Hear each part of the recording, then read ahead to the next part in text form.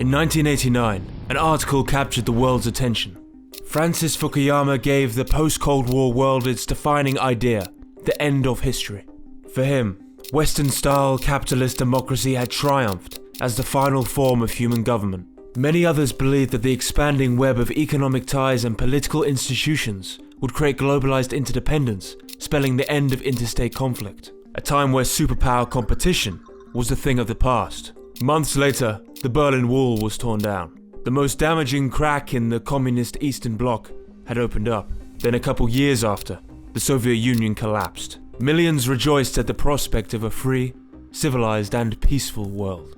In the ensuing years, America emerged as a so-called hyperpower, with unprecedented global strength and reach, bordering on global hegemony. As predictions of economic interdependence started to set in, a post-Cold War Western optimism was built. The US establishment decided that the emerging economically globalized world and the dissemination of the internet would necessitate the spreading of Western democracy. But this was not the world we got.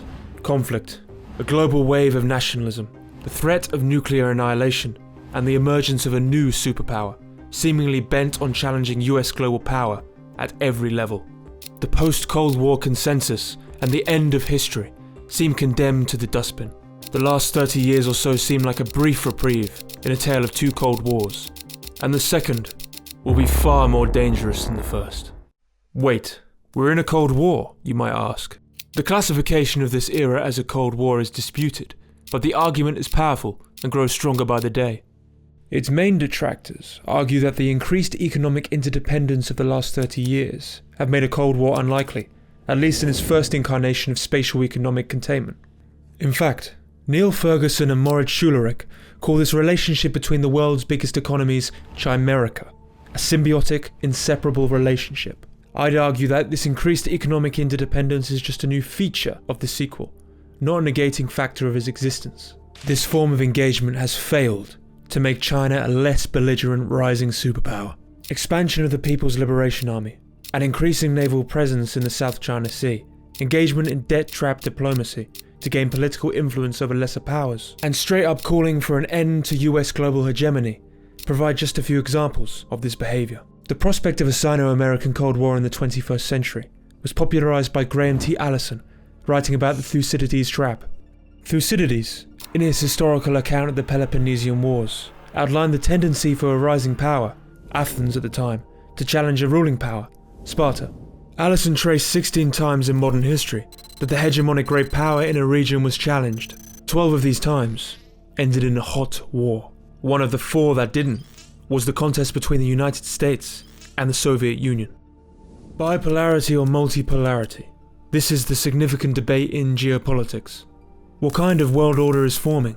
A Cold War I-like system of separate, parallel Chinese and American blocs, with most countries falling in line? Or a non-aligned league of great powers, with the Chinese and American superpowers above the rest?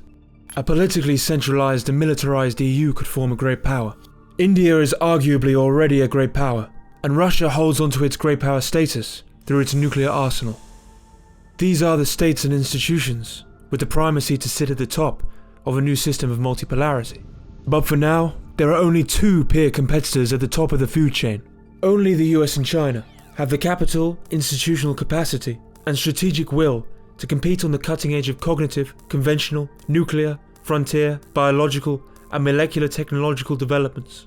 This makes global bipolarity between the 2 superpowers more likely. However the geopolitical landscape looks in the 21st century, one thing is certain: the era of the United States' economic and military preponderance over the entire globe is over. Despite the Obama administration trying to pivot to the Indo-Pacific to contain China's meteoric regional and global rise, many argue that it's been hampered by strategic overextension, particularly within the Middle East. Just recently, amid America's confrontation with Iran, Xi stated publicly, directly to a European leader, that the international order, rooted deeply in America's primacy, is crumbling. Again, economic interdependence is a feature of this Cold War, not a contravening point. The first Cold War was waged on ideological lines, with territorial blocs forming the basis for a policy of containment, proxy conflict, and regional influence acquisition. This one is different. The globalized world offers the US and China a new Cold War battlefield, one to be waged on international networks, infrastructure, digital, production and finance. Both superpowers will compete for centrality in all four.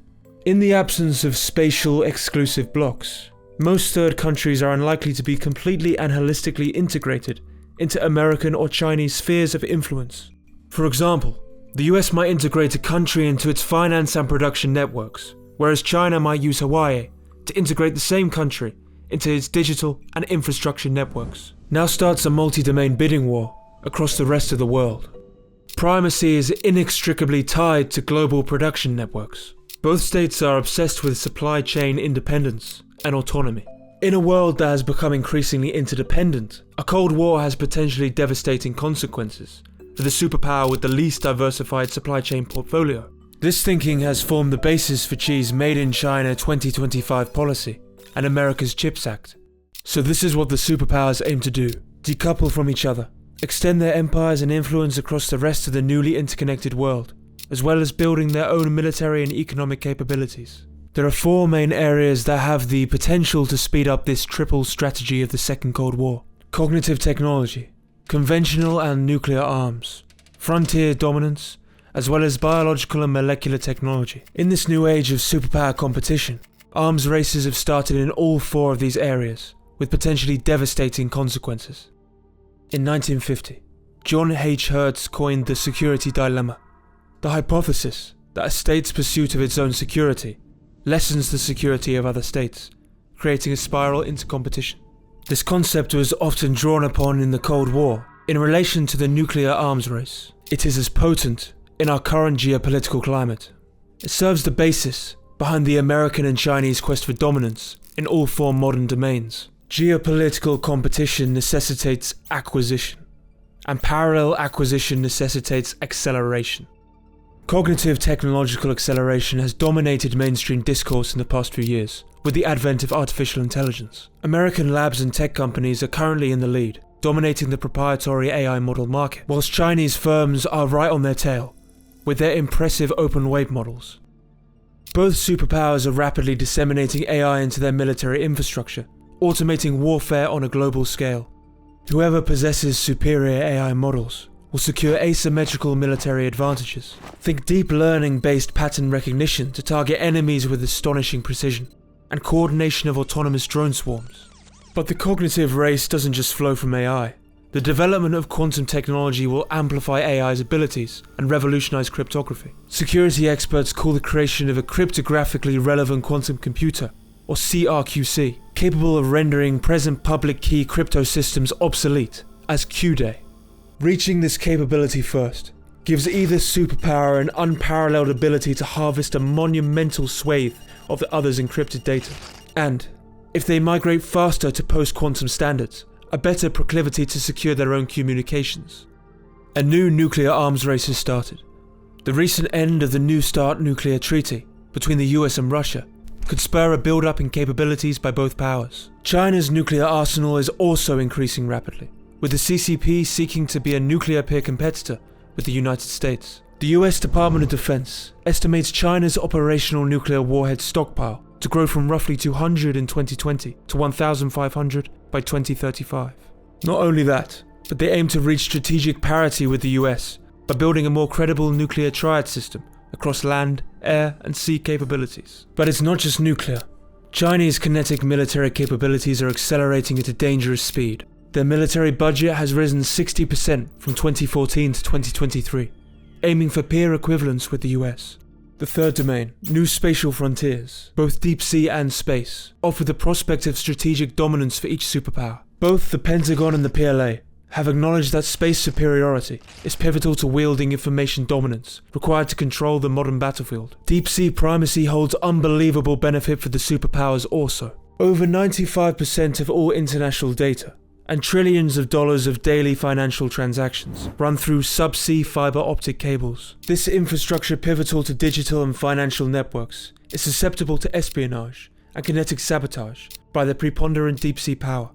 Biological and molecular breakthroughs by each superpower present the final area of the Second Cold War's technological arms race. Advances in biotechnology, gene editing, and synthetic biology will transform defense medicine as well as revolutionize the limits of a soldier's capabilities and performance. Acceleration in advanced materials, nanotechnology, metamaterials, composites and carbon nanotubes will revolutionize 21st century military capabilities. Think hypersonic glide vehicles maneuvering above Mach 5 or surviving extreme thermal stress. Next generation stealth bombers capable of manipulating radar waves to avoid detection. The existential risks associated with all four areas are unfathomable. AI has already been the topic of mainstream doomsday scenarios. The problem of alignment of superintelligence is of right now one that even the experts are unable to fully answer. AI's integration into the military becomes a foregone conclusion of each superpower when its peer competitor integrates. Fearing the implications of being outpaced, the US and China could pursue a race to the bottom deployment of immature, untested and dangerous systems to gain strategic dominance. Expansion of space and sea capabilities risks a cascade of orbital debris, rendering space unusable. Or the prospect of reciprocal sabotage of subsea cables, crippling each other's financial and digital networks. Proliferation of mature biotechnology and advanced materials to rogue states, individual actors, and terrorist groups risks new forms of deadly attacks. From the design of dangerous pathogens and toxins, to autonomous drone swarms enhanced by radar-absorbing materials, these prospects make terror prevention an increasingly difficult task. In a vacuum, these problems are bad enough, but it gets worse. The propensity for catastrophic risk is accelerated by the worrying speed all four arms races are converging with each other. The integration of superintelligent AI into military decision-making compresses operational procedure into speeds incomprehensible for human cognition. What if an AI early warning system hallucinates or misinterprets the routine maneuvers of a superpower adversary? Because the systems operate at such an advanced machine speed, humans are presented with algorithmic recommendations that they cannot verify, increasing the risk of misunderstandings, spiraling into total nuclear exchange.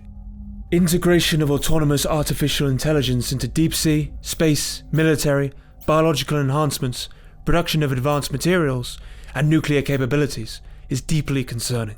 With alignment an open issue, it is hard to trust AI with the responsibility of wielding autonomous control of all of these areas. Diagnosing the main geopolitical problem of the 21st century is half the job. Traversing it is the hardest part.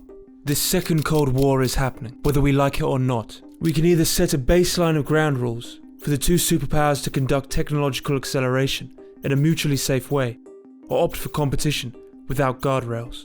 So far, Trump and Xi have chosen the latter, with potentially devastating consequences. The Biden administration opened up bilateral AI safety talks at the Woodside Summit in November 2023. At the May 2026 Beijing Summit, Trump claimed to have discussed AI safety guardrails with Xi, but no framework, agreement, or substantive dialogue emerged. In fact, the Trump administration has strangled state regulations of AI, favoring unbridled acceleration. In 1963, at the height of the Cold War, just after the Cuban Missile Crisis risked complete global annihilation, Kennedy and Khrushchev set up the bilateral hotline between the Kremlin and the White House to avert existential disaster. By 1968, the UN Treaty on the Non-Proliferation of Nuclear Weapons was signed. There is precedent for large-scale apocalypse aversion, but these four arms races are converging and accelerating in ways even more complex than nuclear competition in the First Cold War. We need an even higher level of global collaboration on these quickly developing technologies for the 21st century. New bilateral or multilateral agreements for technological acceleration to set the basic ground rules for superpower competition. The existential risks are too great to leave it up to chance, to leave it up to the whims of a zero-sum geopolitical showdown of superpowers. Such carelessness risks the very survival of humanity itself.